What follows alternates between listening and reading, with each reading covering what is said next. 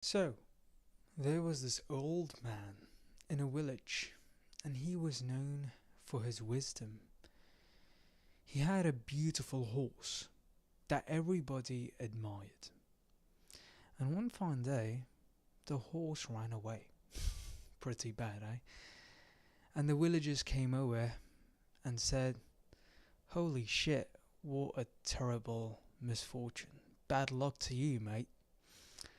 And the old man replied by shrugging and saying, "Well, who knows if it's good or bad?"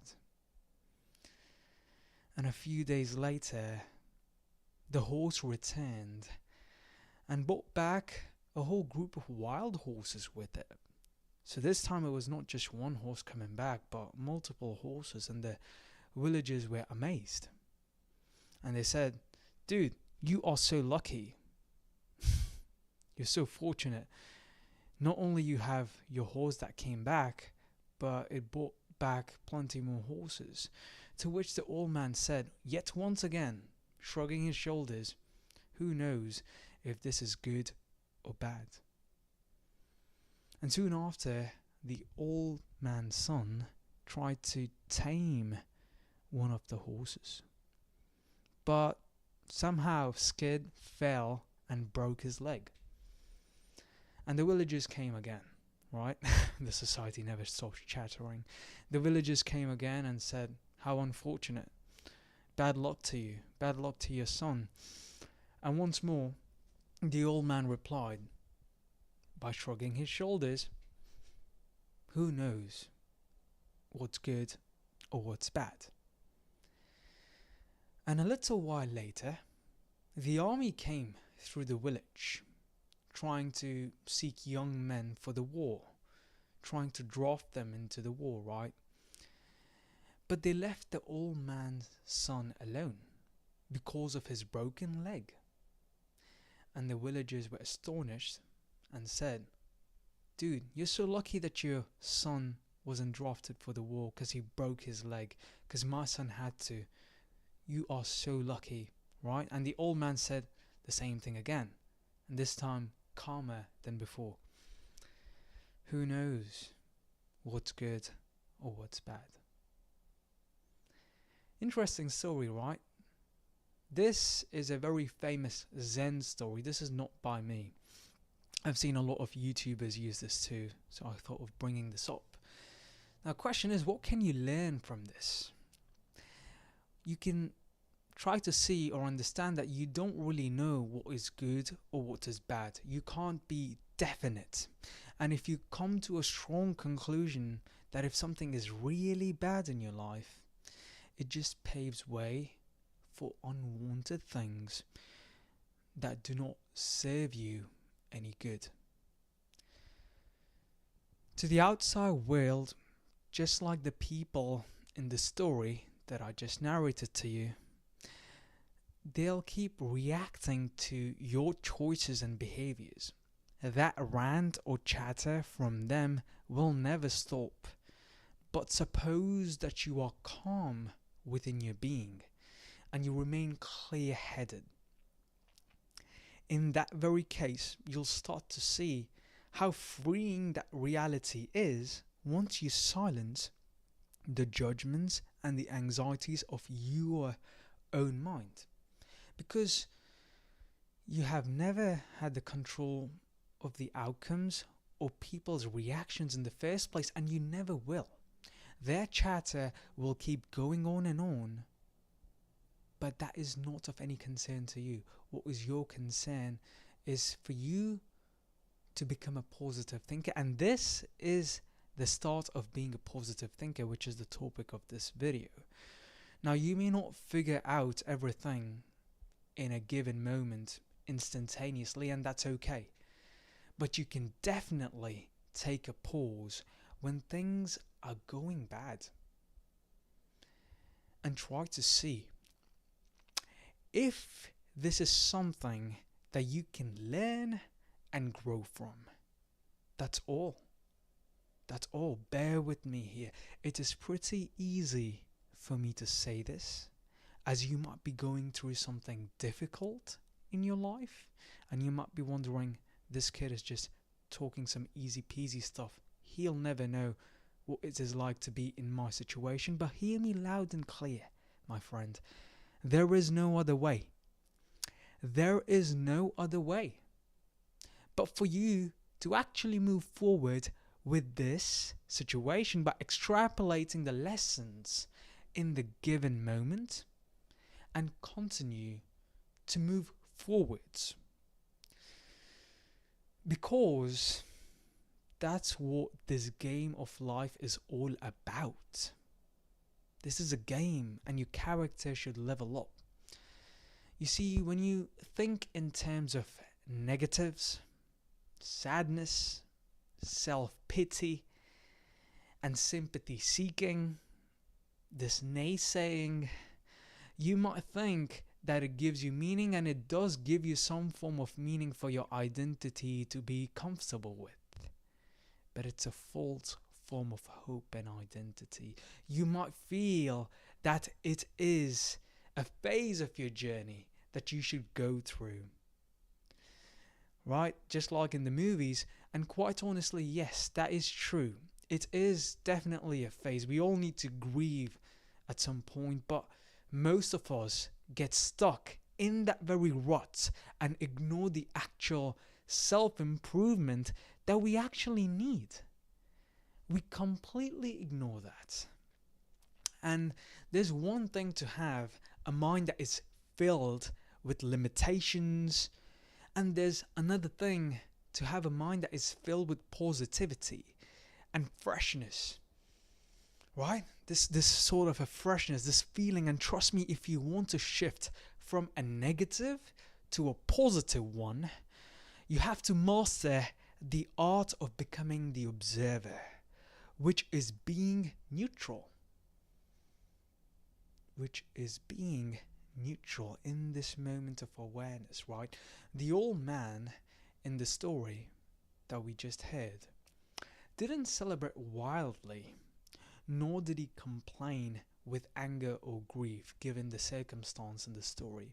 But he chose to remain in that neutral state, to not come to any conclusions out of which he could maintain his calm and composure, thereby inviting lives with his open arms, right? There is no judgment, there is no fear, there is no concern, there is no disturbance in his mind. He just shrugged his shoulders and he said, what's good or what's bad? And if you are able to do exactly what the old man did, you too are able to return to a level of introspection and tranquility, to live life with positivity and open-mindedness. Feel that for a moment. And it's not just about being positive, but it's about feeling positive.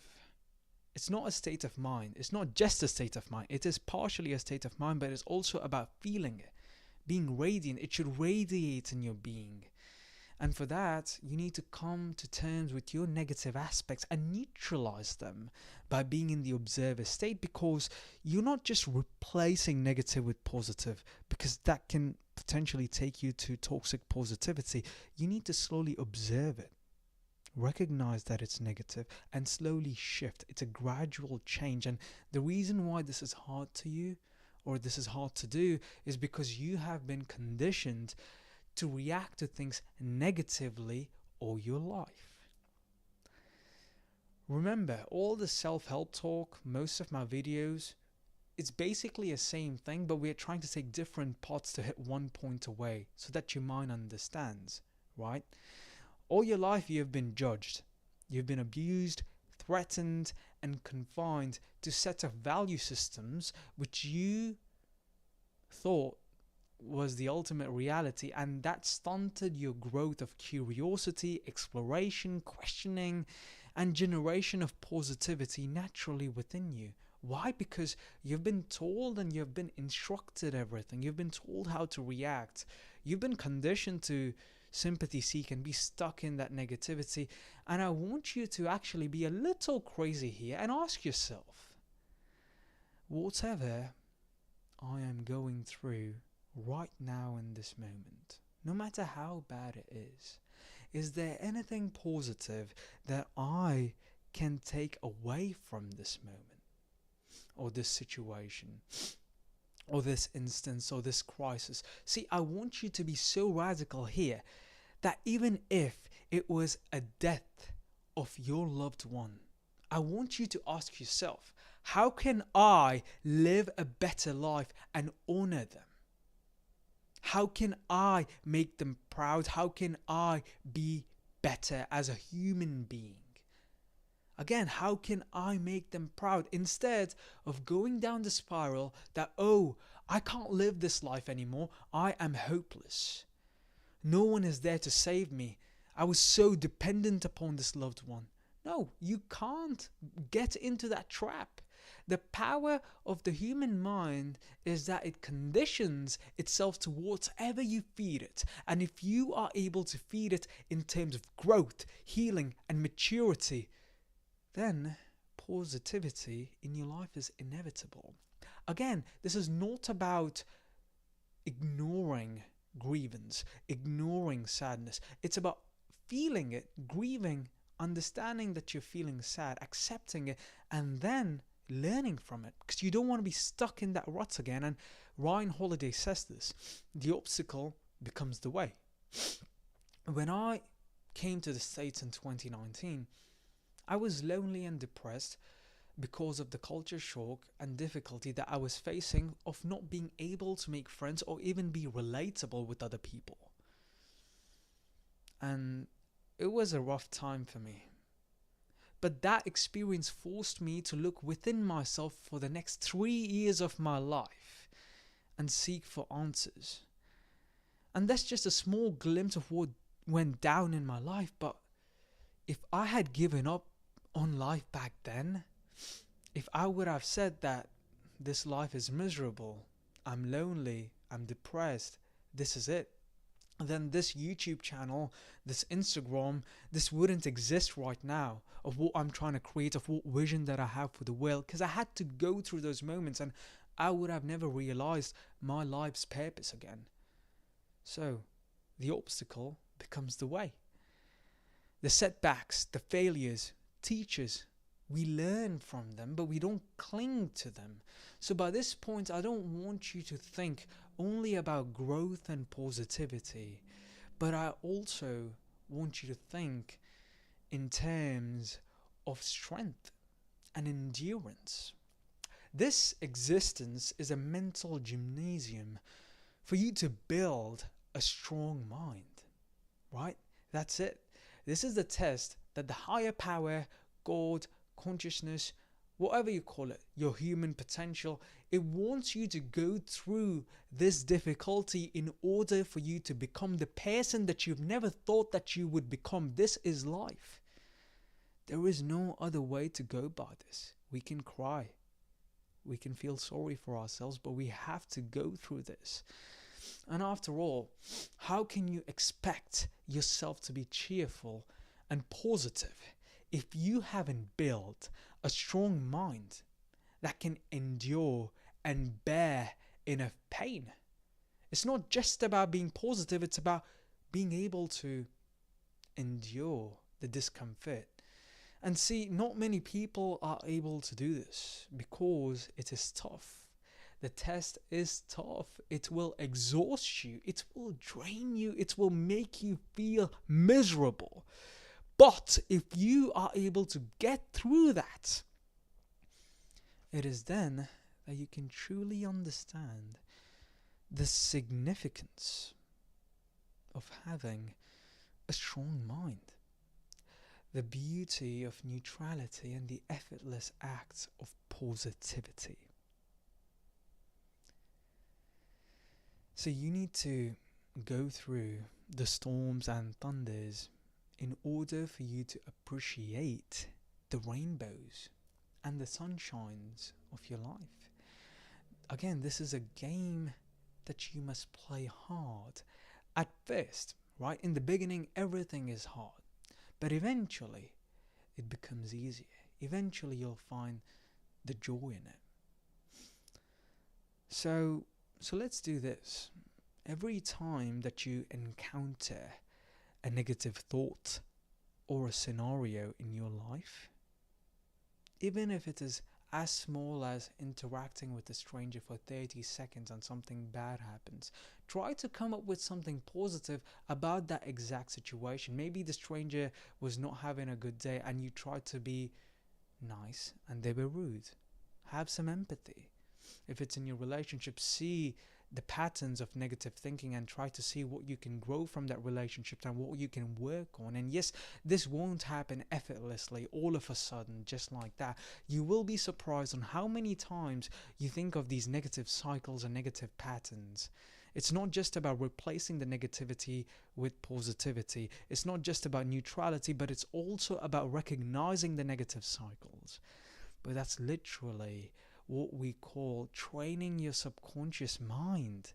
There's nothing woo-woo about this, and I haven't spoken about non-duality or chakras or prana or energy levels or nothing as such. All this is just to train your mind to think in terms of recognition, acceptance, faith, love, and positivity, as compared to fear, anger, frustration, and negativity. But that takes a lot of time and effort. Again, it's easy when you're from the outside perspective. You can judge other people and say, oh, they're negative, they're positive, whatever.